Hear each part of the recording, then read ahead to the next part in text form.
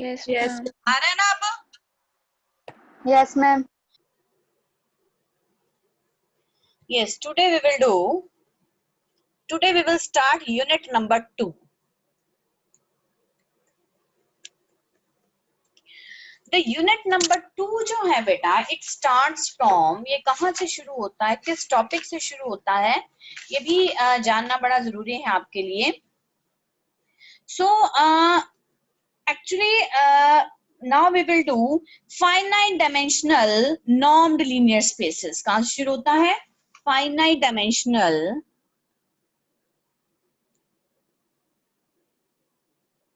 So you will write on your notebook finite dimensional normed linear spaces. So इसके under हम पहली theorem करेंगे, that is on page number 89. What theorem state? Theorem states that prove that any two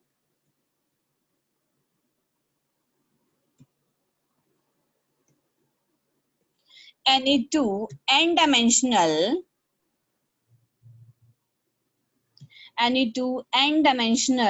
normed spaces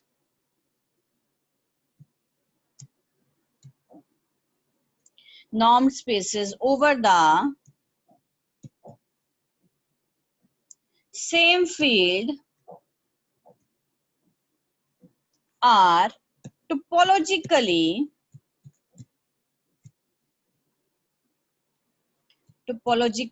isomorphic. Prove that any two n-dimensional normed spaces over the same field are, पहली बात देखो क्या है n dimensional, जहां पे हमने n dimensional कह दिया इट मींस वो फाइनाइट है. normed spaces over the same field, दोनों ही normed spaces क्या हैं, उनका field क्या होएगा, same होगा. तो what you want to prove that it is topologically isomorphic. So topologically isomorphic is T is linear, T is 1 1, T is onto, T is continuous and T inverse is continuous. तो ये सारा हमने, इसका मतलब हम एक मैप बनाएंगे T, like कुछ इस तरह से एक मैप बनाएंगे from one vector space to another, और उसके ऊपर ये सारी properties को satisfy करेंगे, right? चलिए, so we will start. Let x and y be any two n-dimensional linear spaces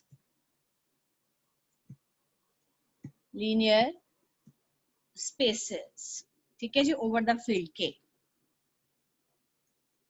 जिसके ऊपर हमारा क्वेश्चन बेस्ड है बेटा, वो हमने सबसे पहले इसमें ज्यूम कर लिया. ठीक है, उसके बाद है if n is equal to 0, वो कह रहे हैं अगर n हमारा स्मॉल n जो है वो 0 हो जाए, ठीक है, डायमेंशन क्या हो जाए, 0 डायमेंशन हो गई, देन द रिजल्ट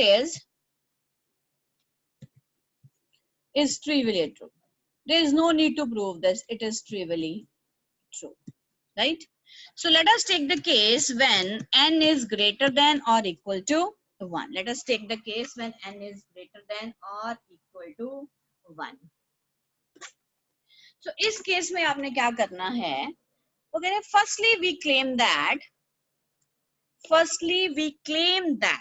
क्या claim करना है कि जो x है, what we want to claim या what we want to prove, claim is claim किया है तो इसका मतलब उसका proof तो देना ही पड़ेगा. ठीक है, हमें क्या प्रूव करना है, x जो है it is topologically isomorphic to any space, finite dimensional space with this norm. ठीक है जी, x is, हमें क्या प्रूव करना है, x is topologically isomorphic to the space k raised to power. k raised to power तो हमने नजर आई रही है, क्या है ये, n dimensional है. This is n dimensional. और what is norm? norm of 2 का मतलब क्या है कि अगर कोई मैं वेक्टर लेती हूँ k raised to power n में, तो उसका जो norm है वो कैसे निकलेगा, summation I running from 1 to n xi square whole raised to power 1 by 2, and element of x are xi1, xi2 so on up to xin. Right. चलिए now dimension of x कितना लिया हमने, dimension of x is equal to n, right. It implies जब बेटा dimension n लिया है, इसका मतलब एक ऐसा सेट ऑफ वेक्टर्स है हमारे पास जिसमें कितने एलिमेंट्स हैं, n एलिमेंट्स हैं, राइट। अब जैसे हम 0 और 1 हम कहते हैं भी C का जो बेसिस है वो 0 और 1 है, ठीक है जी। ये दो जो वेक्टर्स हैं 0 और 1 वो पूरी C को क्रिएट करते हैं, उनका लीनियर कॉम्बिनेशन जो है वो C को बनाता है। Sorry 1 and iota, it's 1 and iota, दो एलिमेंट्स हैं 1 एंड आयोटा जो C को क्रिएट करते हैं, ठीक है।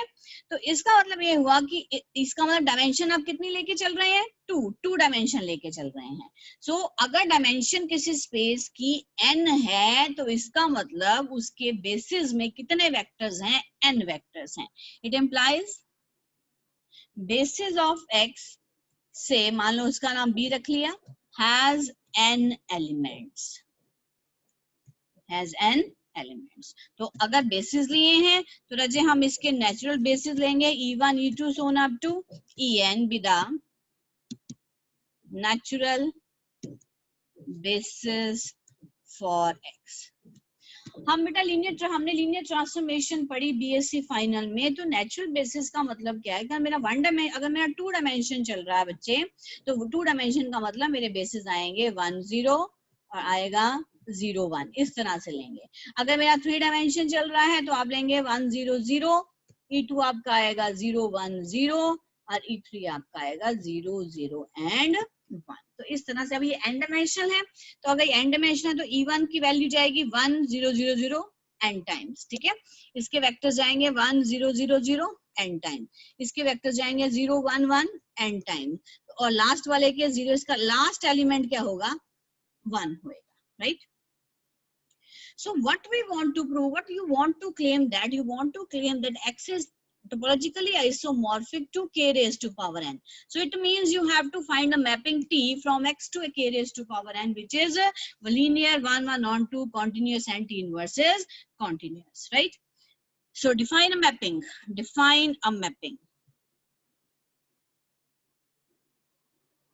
Define a mapping T from k raised to power n to x as, अब आप देखिए ध्यान से, मैंने k raise to power n से मैपिंग डिफाइन की, मतलब मेरा वेक्टर किस में है, इसमें, और जाएगा किस में बेटा, x में जाएगा, ठीक है। So how it has been defined, x में कितने वेक्टर्स हैं, xi1 xi2 soon up to xin। So how we have defined the mapping, ये बस आपको याद रखना है।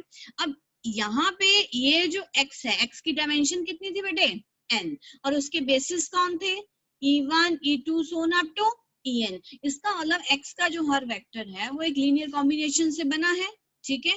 तो ये मेरे पास वेक्टर्स हैं और ये मेरे पास बेसिस वाले वेक्टर्स हैं, और ये मेरे पास क्या है, ये xi1 xi2 xin, ये बेटा मेरा स्केलर का काम करे। x वेक्टर है, x इज अ वेक्टर, उसके अंदर जो एलिमेंट्स हैं वो मेरे क्या है, स्केलर्स हैं, ठीक है। तो लीनियर कॉम्बिनेशन से बेटा हम वेक्टर बनाएंगे, this is summation I running from 1 to n xi ei। So what we have defined the mapping T from k raised to power n to x is Tx is equal to summation I running from 1 to n xi I. So now the question is, we shall prove that it is 1 1 on to linear and T inverse is continuous.